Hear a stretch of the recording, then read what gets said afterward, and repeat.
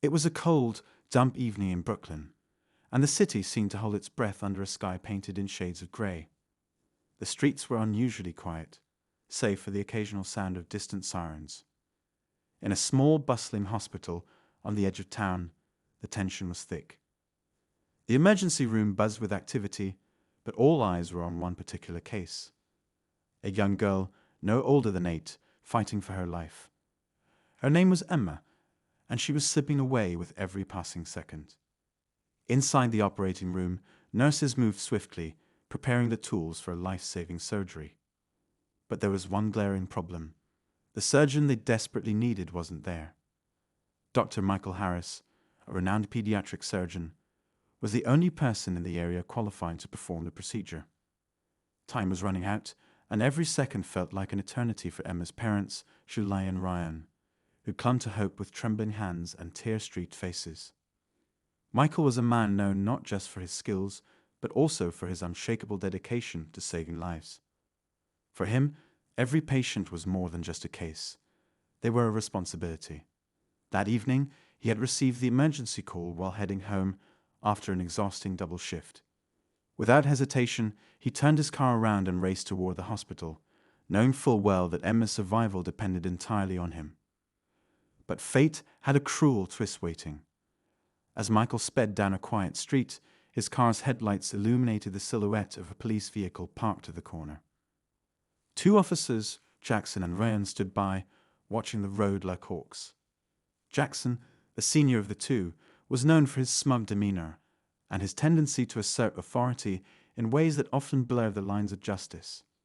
Ryan, on the other hand, was quieter, a man who followed orders without question, even when something deep inside him stirred with unease. Michael's car caught their attention, not because of any violation, but because of who was driving it. To Jackson, the sight of a well-dressed black man in an expensive vehicle was enough to raise suspicion. He raised his hand, signaling Michael to pull over. Michael, though frustrated by the delay, complied, rolling down his window with a calm but firm demeanor. "Evening, officer," Michael said, his voice steady despite the growing urgency in his chest. "I'm on my way to the hospital for an emergency surgery." Jackson leaned against the car door, his smirk as cold as the night air. "In a hurry, are we?" "License and registration." Michael handed over the documents without protest, explaining again that he was a doctor responding to an emergency. But Jackson wasn't listening. He flipped through the paperwork slowly, deliberately, as though he had all the time in the world.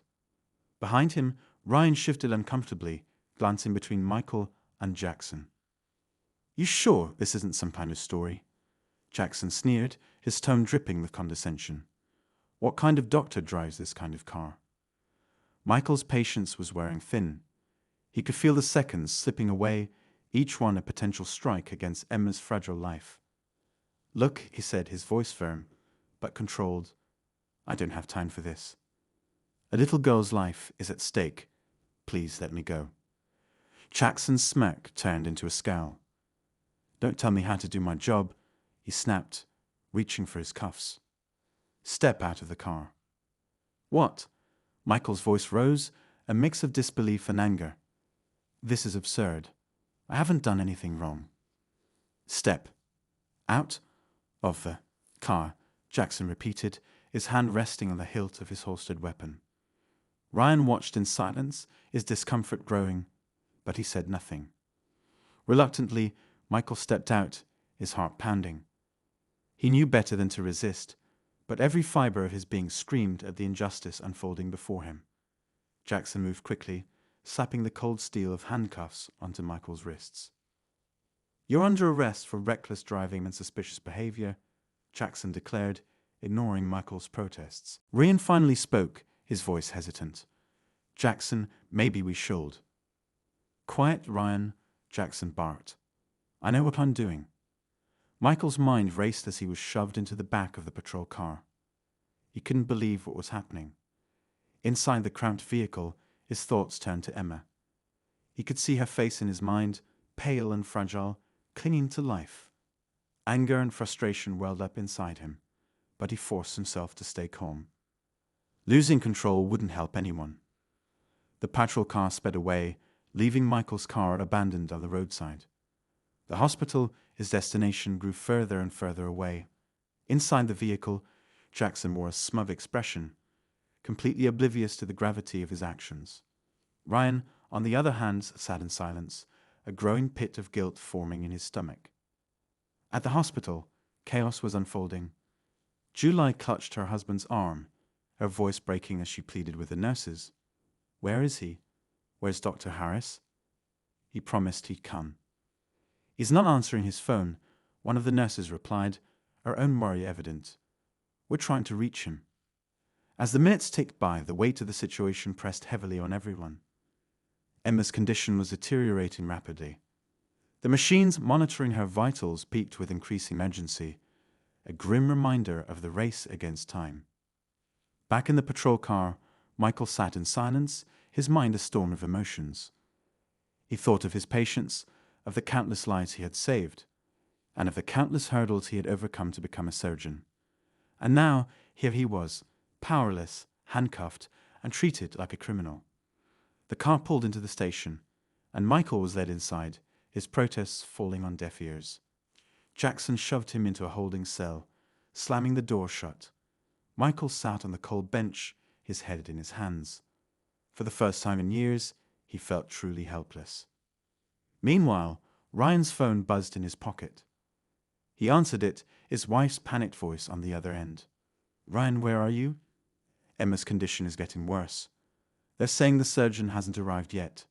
She doesn't have much time." Ryan froze, the truth hitting him like a freight train. He turned to look at the cell where Michael sat, his heart sinking. "Oh my God," he whispered. Jackson noticed Ryan's pale expression. "What's wrong with you?" he asked, his usual arrogance masking any concern. Ryan didn't answer. He simply stared at Michael through the bars, realizing the horrifying mistake they had made. He had helped arrest the one person who could save his daughter's life. "Jackson," Ryan said, his voice trembling, "we have to let him go. Now." But Jackson just laughed, oblivious to the gravity of the situation. "You're too soft, Ryan. He's staying right where he is." As Ryan stood there, torn between duty and desperation, Michael looked up, his piercing gaze meeting Ryan's. The unspoken question hung heavy in the air. Asterisk, how far would you go to save your child's life? Asterisk. And with that, the clock continued to tick down, each passing second bringing Emma closer to the edge. Ryan stood frozen, his wife's frantic words echoing in his ears like a warning bell. The room seemed to close in around him, the fluorescent lights overhead buzzing faintly. He couldn't ignore the growing knot in his stomach. The realization that their actions, driven by prejudice and haste, might cost his daughter her life. He stared at Michael through the bars, seeing not just a man in handcuffs, but the glimmer of hope that Emma so desperately needed. Michael met Ryan's gaze, his expression calm but filled with quiet intensity. It was as if he could sense the turmoil brewing within the officer. For a moment, neither of them spoke. The silence between them was heavy, but Michael decided to break it. "I don't know who you're protecting with this," Michael said, his voice steady but firm. "But I can tell you this much. If I'm not where I need to be soon, someone's going to lose their little girl tonight." Ryan flinched as if struck. He glanced at Jackson, who was leaning back in his chair, casually scrolling through his phone, as if this was just another uneventful night. Jackson's indifference only deepened Ryan's growing sense of dread. "Jackson," Ryan said quietly, his voice strained, "we have to let him go." Jackson barely glanced up. "Relax, Ryan. What's the rush? If he's innocent, we'll sort it out in the morning." Ryan clenched his fists, frustration bubbling to the surface. "You don't understand. This guy, he's not some criminal. He's a surgeon. And the surgery he's supposed to perform, it's for my daughter." Jackson finally looked up, his expression a mixture of disbelief and irritation. "Your daughter? Ryan, come on. That's one hell of a coincidence. You're just panicking." "No," Ryan said, his voice rising. "I'm serious. My wife just called. Emma's at the hospital, and she's getting worse. The surgeon she's waiting for, it's him." He jabbed a finger toward Michael. For a moment, Jackson's expression faltered, but he quickly masked it with a dismissive laugh. "You're overreacting. They've got plenty of doctors at that hospital. Your kid'll be fine." "No, she won't," Ryan snapped, his tone sharp and desperate. "Do you even hear yourself? We're wasting time. She doesn't have plenty of anything. Not doctors, not time. This is her last chance." Michael remained silent, watching the two officers with a mix of curiosity and frustration.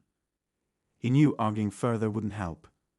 Instead, he focused on Ryan, sensing that the younger officer was close to cracking under the weight of his guilt. "Officer Ryan," Michael said evenly, "I don't care what you think of me. I don't care why you stopped me or how we got here. All I care about is getting to that hospital and saving that little girl. If you're telling me she's your daughter, then I need you to act like her father right now."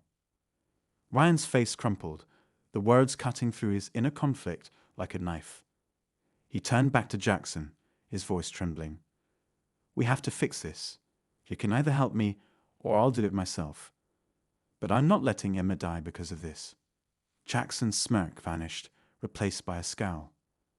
"You're ready to risk your career for this guy. Do you even hear yourself?"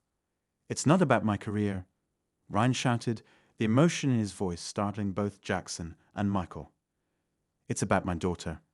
And if you can't see that, then I don't care what happens to me. I'll take the blame, but I'm letting him out." Jackson glared at Ryan, his jaw tightening. For a moment, the room felt like a battlefield, with tension crackling in the air like static. Finally, Jackson threw up his hands in exasperation. "Fine, but this is on you, Ryan. Don't come crying to me when internal affairs comes knocking." Ryan didn't waste another second. He grabbed the keys from Jackson's desk and rushed to the cell. His hands trembled as he unlocked the door, the metallic clink of the key turning in the lock echoing the quiet room.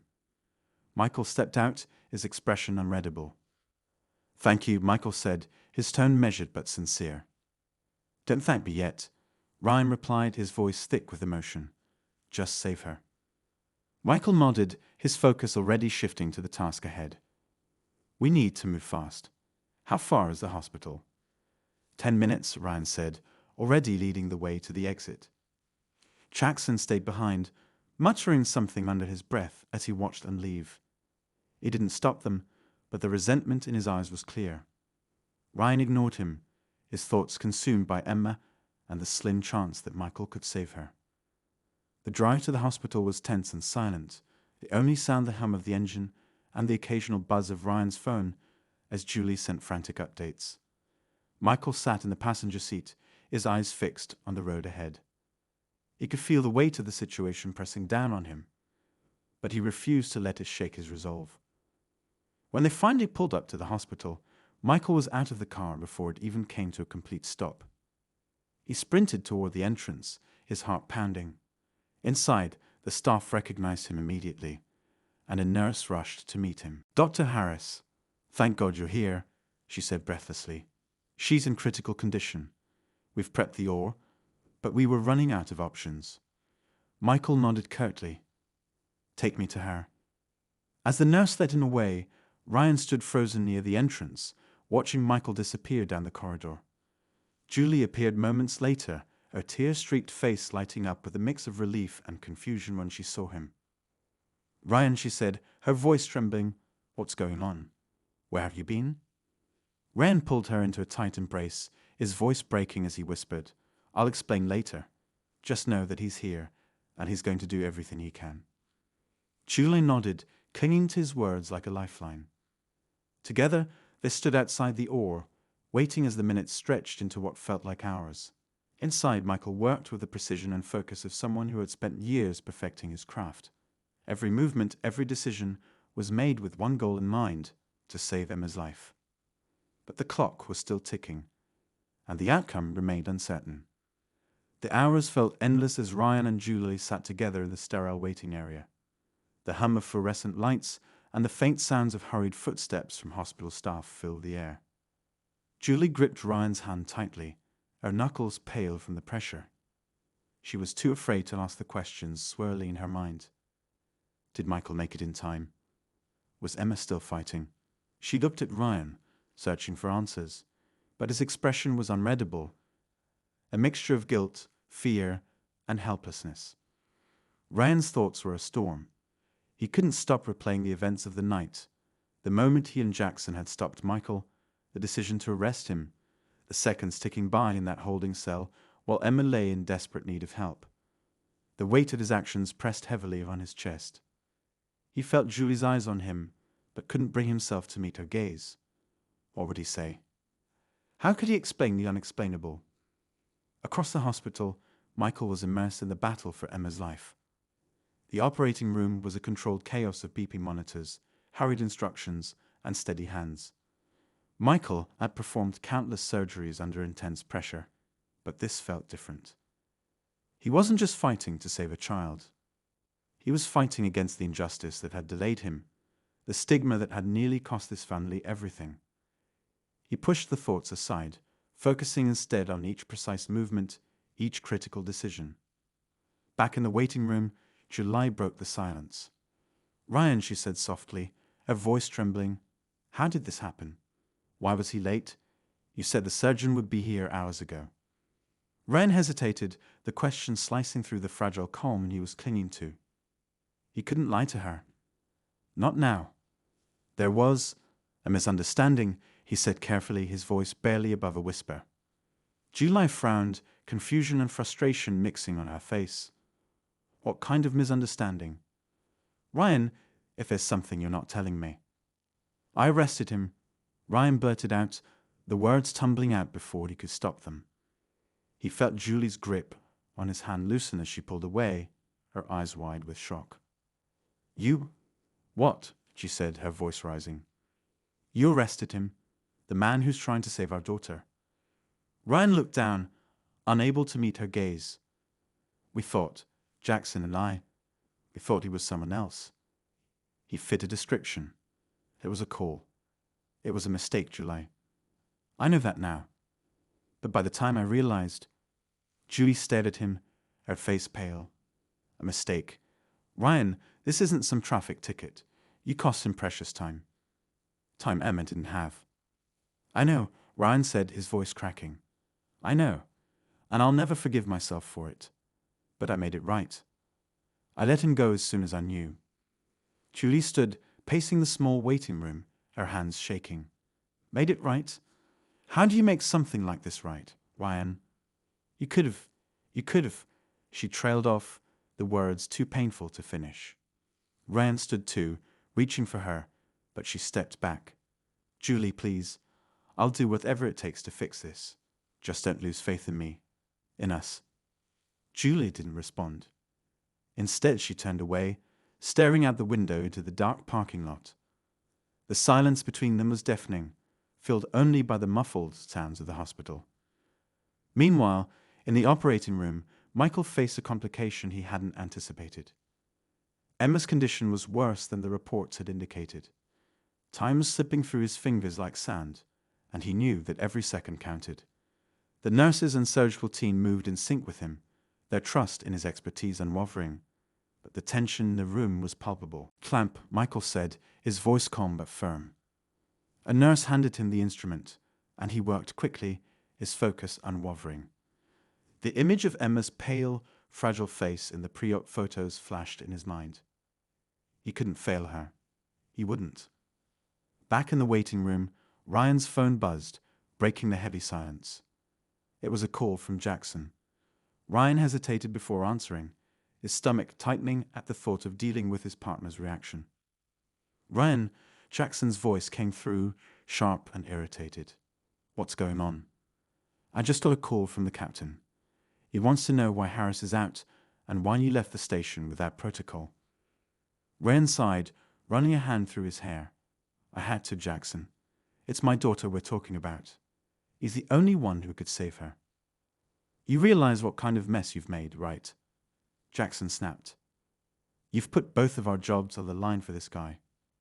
Ryan clenched his jaw, anger bubbling to the surface. "For this guy? You mean the surgeon who's currently fighting to save my little girl's life? You can tell the captain I'll take full responsibility. I don't care about the fallout." My family comes first." Jackson muttered something under his breath, but Ryan didn't wait to hear the rest. He hung up and shoved his phone back in his pocket, his hands trembling. He turned to Julie, who had finally sat down again, her face buried in her hands.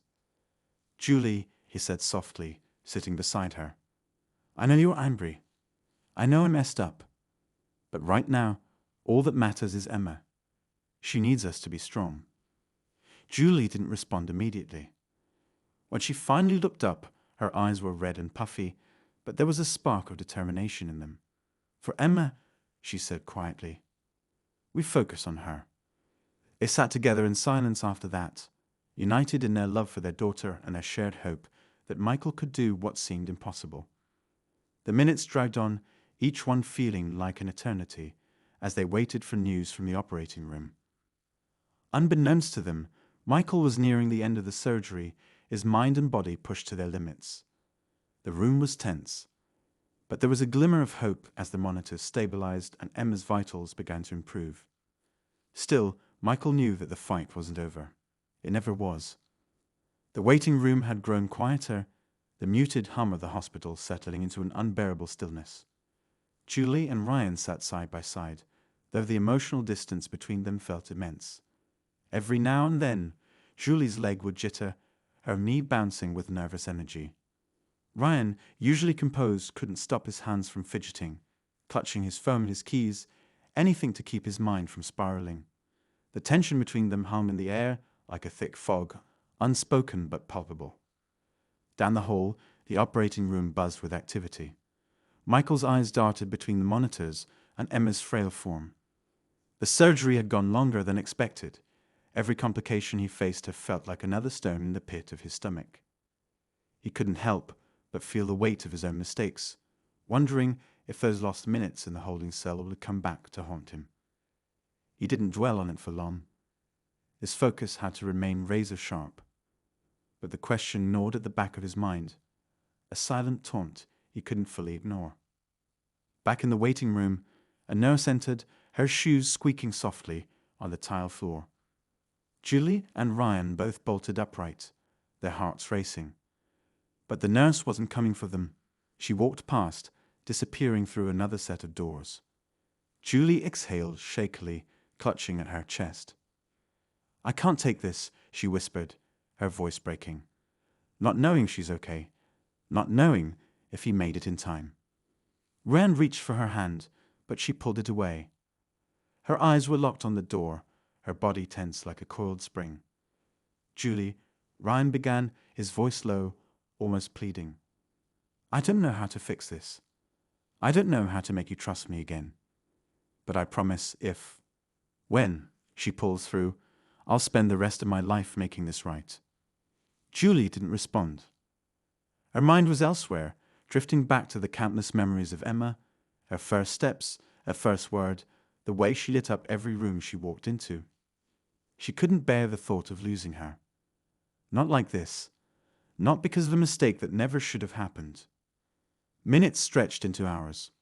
Ryan paced the room while Julie sat with her arms crossed tightly over her chest, her eyes fixed on the clock. Each second felt like a lifetime, the ticking sound amplifying the tension. Then, just as Ryan turned to look at Julie, the doors to the operating room swung open. Michael emerged, his scrubs stained, his face weary but determined. He walked toward them, his steps measured, his expression unreadable. Ryan and Julie both stood, their hearts pounding in unison. Every emotion they'd been holding back surged to the surface. Fear, hope, guilt, desperation. Michael stopped a few feet away, taking a deep breath before speaking. "The surgery was complicated," he began, his voice steady but subdued. "There were moments when we almost lost her, but Emma is a fighter." Julie let out a strangled sob, her knees buckling slightly. Ryan caught her, his own breath catching in his throat. "Is she?" Ryan started to ask, but Michael raised a hand, stopping him. "She's stable for now," Michael said. "Her condition is critical, and the next 24 hours are crucial. We'll need to monitor her closely, but she's alive." Julie crumpled into Ryan's arms, her tears falling freely. Michael watched them for a moment, a flicker of something unreadable passing over his face. Then he turned to leave, but Ryan called after him. "Wait," Ryan said, stepping forward. "Michael, I didn't even know how to begin to thank you, or how to apologize for." Michael held up a hand again, shaking his head. "Save it," he said, his voice calm but firm. "This isn't about you or me. It's about Emma. Focus on her." With that, he walked away, his shoulders heavy with exhaustion.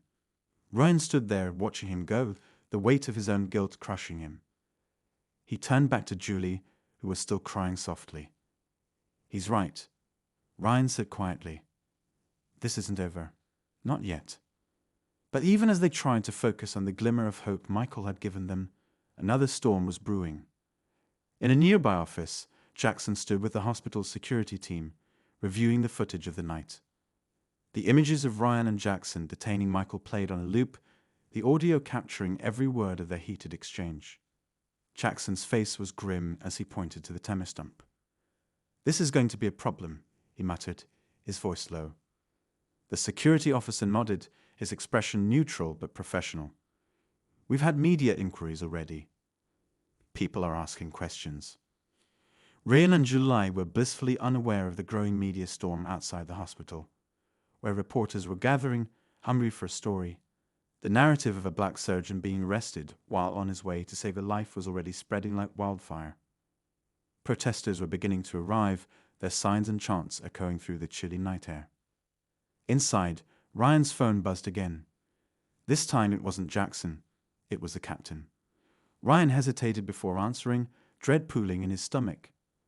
"Ryan," the captain's voice was sharp, tinged with anger. "We need to talk. Now." Ryan's heart sank as he ended the call, the reality of what was happening starting to dawn on him. He turned to Julie, who was still seated, her eyes red but calmer now. "I'll be right back," he said. She nodded absently, too drained to ask questions. As Ryan walked toward the hospital entrance, the sound of chanting grew louder. He could see the glow of cameras and the silhouettes of protesters through the glass doors. The weight of the situation hit him all at once. The fallout from his mistake was far from over, and he wasn't sure if his career, his reputation, or even his family would survive what was coming. The door to the captain's makeshift office creaked open, and Ryan stepped inside, bracing himself for what he knew would be one of the hardest conversations of his life. Outside, the chants grew louder, their voices demanding answers, demanding justice. The captain's office was dimly lit, the overhead light casting harsh shadows across the room. Ryan stood just inside the door, his shoulders tense, his jaw tight. The captain was seated behind a desk cluttered with papers, his face hard and unreadable. He gestured for Ryan to sit, but Ryan hesitated, his unease growing with every second of silence. Finally, the captain leaned forward, clasping his hands together. "Do you have any idea what kind of mess you've landed us in?" the captain asked, his voice low, but charged with barely restrained anger. "The footage is out there, Ryan. The whole city's watching, and they're not happy." Ryan's chest tightened. "I didn't mean for any of this to happen," he said, his voice almost a whisper. "I was trying to protect my family. And in doing so, you might have destroyed your career. Maybe worse," the captain shot back. He pushed a file across the desk toward Ryan. "Do you know what this is? It's a formal complaint from Dr. Michael Carter. He's not just walking away from this, and honestly, I didn't blame him." Ryan's head spun as he stared at the file, its edges crisp and threatening. He had been so focused on Emma and the surgery that he hadn't even considered the possibility of Michael filing a complaint. He said to focus on my daughter," Ryan murmured, more to himself than to the captain. The captain shook his head. "He might have said that in the moment. That doesn't mean he's letting this slide. And now the media is breathing down our necks, the protesters are out there, and Internal Affairs is opening an investigation. You've put all of us in the spotlight, Ryan." Ryan leaned back in the chair, the weight of the situation pressing down on him. His mind raced, trying to figure out how things had spiraled so far out of control. He opened his mouth to respond, but before he could, the door burst open, and Jackson stormed in. "We've got a bigger problem," Jackson said, his tone clipped. He held up a phone, the screen glowing with the news broadcast. On it, a reporter stood outside the hospital, her voice urgent as she spoke. "Sources have confirmed that the surgeon, Dr. Michael Carter, was not only detained but was also falsely accused of impersonating a medical professional," the reporter said. "Newly released footage shows officers preventing him from entering the hospital during what should have been a critical moment to save a child's life." Ryan's stomach dropped. He hadn't realized the full extent of what had been captured on camera. The narrative was even worse than he'd imagined, and the implications were damning. "How did this get out so fast?" he asked, his voice cracking. Jackson shrugged, his face grim. "Does it matter? It's out there now, and it's only getting worse. People are calling for your badge, Ryan." The captain sighed heavily, rubbing his temples. "This is a disaster," he muttered. "Ryan, I need you to step away from this case. Effective immediately. Go home, be with your family, and let us handle the fallout." Ryan started to protest, but the captain cut him off with a sharp look. "This isn't up for discussion," he said. "You've done enough damage." As Ryan left the office, his mind raced with conflicting emotions: guilt, anger, fear. He knew he had made mistakes, but it felt like everything was spiraling beyond his control. Outside the captain's office, Jackson caught up to him, his expression unreadable. "Ryan," Jackson said, his voice softer now. "Look, I know this is a mess, but you need to know something. I overheard Dr. Carter talking to another doctor earlier. He's not just upset about what happened. He's scared. He said something about threats he's been receiving. Anonymous messages, stuff about him being a danger to the hospital." Ryan frowned, his steps slowing. "What are you talking about?" "I'm saying," Jackson continued, "this might not just be about us screwing up. Someone's targeting him. And we need to figure out who, before this gets even uglier." Ryan stopped in his tracks, the revelation hitting him like a brick wall. For a moment, he had been so consumed by his own guilt and the fallout of his actions that he hadn't considered the possibility of something bigger at play. Why didn't he say anything sooner? Ryan asked. Jackson shrugged. "Maybe he didn't trust us. Can you blame him?" Ryan's mind whirred as he considered the implications. If someone was targeting Michael, then this wasn't just a case of wrongful detention. It was something far more sinister. And if Michael had been holding back, there was no telling how much danger he or his family might still be in. Back in the hospital, Julie sat by Emma's bedside, her hand gently brushing a strand of hair from her daughter's face. Emma's breathing was steady but shallow, the rhythmic beeping of the monitors the only sound in the room. Julie's heart ached with a mix of relief and fear. She was grateful that Emma had made it through the surgery, but the uncertainty of what lay ahead was suffocating. Michael stood outside the room, watching through the glass. His expression was unreadable, but his eyes betrayed a deep weariness. He had done everything he could for Emma, but his own fears weighed heavily on him. He reached into his pocket and pulled out his phone, staring at the string of anonymous messages that had been plaguing him for weeks. The latest one was short but chilling. Asterisk, "This isn't over. Watch your back." Asterisk. Michael's grip on the phone tightened, his jaw clenching. He didn't know who was behind the threats or why they had singled him out. But he couldn't shake the feeling that whatever was happening wasn't over. Far from it. Ryan stood in the hospital parking lot, his mind churning as he replayed Jackson's words. Someone was targeting Michael. The messages, the tension. It wasn't just about the incident with the police anymore. It was bigger, more personal, and far more dangerous. Ryan's phone buzzed in his pocket, snapping him out of his thoughts. It was July. Her voice on the other end was tight. Her words rushed. "Ryan," she said, "Emma's awake, but something's wrong. Dr. Carter was supposed to check in on her an hour ago, and no one can find him." The air seemed to shift around Ryan as a sense of urgency gripped him. "What do you mean, no one can find him?" he asked, already heading back toward the hospital. "I don't know," Julie replied. "The nurses are looking, but they said he never came back after stepping out earlier." Ryan quickened his pace, his mind racing. If Michael was missing and someone was targeting him, the timing couldn't be a coincidence. As he reached the hospital entrance, Jackson caught up with him, his expression grim. "We've got a problem," Jackson said. Security found Dr. Carter's phone in the staff parking lot. It was smashed. They're checking the cameras now. Ryan's chest tightened. "This isn't just about threats anymore," he said. "Someone's acting on them." Inside the hospital's security office, the air was thick with tension. The grainy footage on the monitor showed Michael walking to his car, his phone pressed to his ear. A dark SUV pulled up beside him. And within seconds, two figures emerged, grabbed Michael, and shoved him into the vehicle. The car sped off, leaving the lot eerily still. Ryan clenched his fists, anger and guilt swirling in his chest. He had spent the past day questioning his own actions, consumed by the fallout of his mistakes, and now Michael was paying the price. "We need to find him," he said, his voice firm. "Now." Jackson nodded, already dialing a number on his phone. "I'll put out an APB on the SUV," he said. "But we're going to need more than that." Ryan's mind raced as he tried to piece everything together.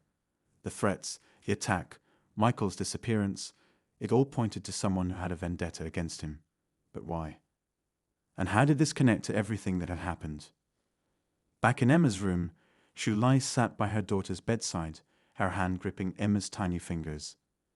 The tension in the hospital was palpable, but she tried to shield Emma from it, her voice soft as she spoke to her.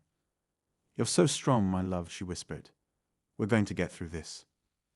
Emma's eyelids fluttered open, her gaze weak but focused on her mother. "Mommy," she said, her voice barely audible. "Where's Dr. Carter?" Judy's throat tightened. "They'll be back soon," she said, forcing a smile. "Don't worry about that." Meanwhile, Ryan and Jackson followed the trail of the SUV. The vehicle had been spotted by traffic cameras heading toward an abandoned warehouse on the outskirts of town. The location was remote, the kind of place where someone could disappear without a trace.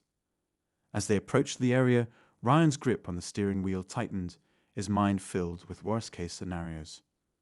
When they arrived, the warehouse loomed in the darkness, its windows shattered and its exterior covered in graffiti.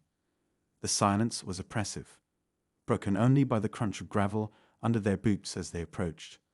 Ryan's heart pounded as they entered, the beam of their flashlights cutting through the shadows. In the center of the warehouse, Michael sat tied to a chair, his face bruised but his eyes defiant. Two men stood nearby, their backs turned as they argued in hushed tones. Ryan and Jackson exchanged a glance, then moved swiftly, their weapons drawn. "Police, hands in the air," Jackson shouted. The men froze, their faces twisting in surprise, before they bolted toward the back exit. Ryan chased after them, adrenaline surging through his veins. The sound of footsteps echoed through the warehouse as he closed the distance, finally tackling one of the men to the ground. Jackson caught the other, pinning him against the wall. Back in the center of the warehouse, Ryan cut the ropes binding Michael's hands. "Are you okay?" he asked, his voice urgent. Michael nodded, wincing as he moved his arms. "I'm fine," he said, his voice steady despite his ordeal. "But they weren't just after me. They wanted information about Emma." Ryan's blood ran cold. "What do you mean?" "They kept asking about her condition, about the surgery," Michael explained. "I think they were trying to sabotage it from the start. They knew what would happen if I didn't make it to the operating room in time." The realization hit Ryan like a freight train. This wasn't just about Michael. It was about Emma. Someone had wanted her surgery to fail, and they had used Michael as a pawn in their plan. As the men were hauled away in handcuffs, Ryan's mind raced with questions. Who would go to such lengths to hurt his daughter? And why? Back at the hospital, he stood by Emma's bedside, watching her sleep. He had been so consumed by his own guilt and the fallout of his actions that he hadn't seen the bigger picture. But as he looked at Julie, her hand resting protectively on Emma's shoulder, he knew one thing for certain. Whoever was behind this had underestimated the strength of their family. And they weren't going to stop until they found the truth.